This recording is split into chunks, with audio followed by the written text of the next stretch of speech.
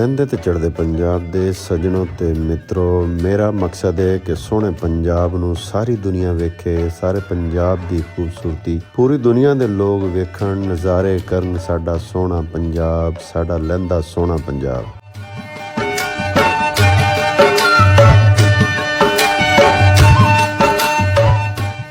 ਅੱਜ ਦੀ ਵੀਡੀਓ ਬਣਾਉਣ ਦਾ ਮਕਸਦ ਵੀ ਹੈ ਕਿ ਅਸੀਂ ਲਾਹੌਰ ਜਾ ਰਹੇ ਸੀ ਕਿ ਮੇਰੇ ਦਿਲ ਦੇ ਵਿੱਚ ਖਿਆਲ ਆਇਆ ਕਿ ਕਿਉਂ ਨਾ ਆਪਣੇ ਦੋਸਤਾਂ ਨੂੰ ਮੈਂ ਇਹ ਜਿਹੜਾ ਟਰੈਕ ਬਣਿਆ ਹੋਇਆ ਹੈ GT ਰੋਡ ਦਾ ਸੁਲਤਾਨ ਤੋਂ ਲਾਹੌਰ ਤੱਕ, ਵੈਸੇ ਤਾਂ ਕਰਾਚੀ ਤੱਕ ਜਾਂਦਾ ਲੇਕਿਨ ਮੇਰਾ ਜ਼ਿਹਨ ਸੀ ਕਿ ਮੈਂ ਇਹ ਦਿਖਾਵਾਂ ਸਾਰੇ ਦੋਸਤਾਂ ਨੂੰ।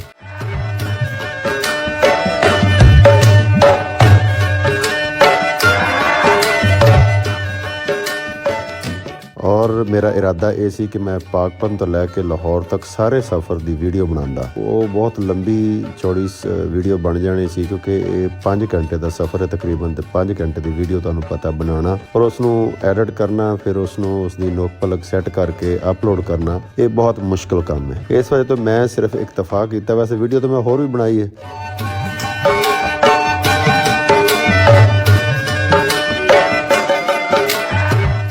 लेकिन यह जिहड़ी है ये बाईपास पत्तों की, ये उसकी बनाई है। नर्सरियाँ वगैरह जिथे आंदियां ने बहुत ज़्यादा, तो मैं उसकी बनाई है ताकि मेरे जिन्ने भी चाहण वाले हैं, मुहब्बत करने वाले हैं या पंजाब नाल प्यार करने वाले लोग ने, वो इस खूबसूरत एरिए नूं वेखण ते इंजॉय करन।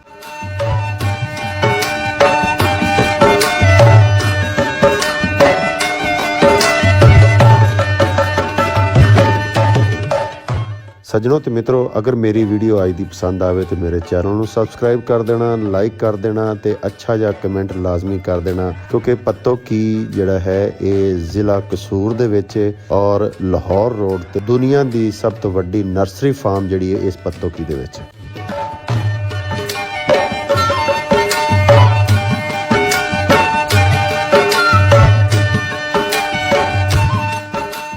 दुनिया का हर पौधा इस पत्तों दे विचों मिल जाता है। बहुत वैरायटी है फूलों की, पौधों की और जिहड़ियां पनीरियां ने उन्हां दी, ते नर्सरी दे रिलेटेड कोई भी समान तुहानूं चाहीदा है, उहदियां खादां चाहीदियां ने, उहदियां पनीरियां चाहीदियां ने, उहनां दे बीज चाहीदे ने, बाकी एक्सैसरी जिहड़ी तुहानूं चाहीदी है वो सारी दी सारी इस जगह तो दस्तयाब है और सस्ते नरखां नाल दस्तयाब है। ट्राई करके देखना, इंशाअल्लाह मज़ा आएगा।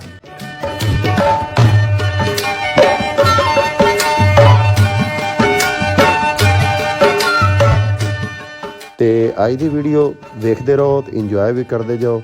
तो जी भारी ट्रैफिक चल रही है इन्हां दे विचों दी मैं नाल ड्राइविंग भी कर रहा, तो नाल मैं वीडियो भी बना रहा। जरूरी काम के सिलसिले दे विच लाहौर जा रहा सी, तो मैं कहा भी चलो सजना मित्रां नूं मैं पत्तों की बाईपास की पहले सब तो पहले जिहड़ा पार्ट 1 कह लो इहनूं कि मैं ये वीडियो अपलोड करा।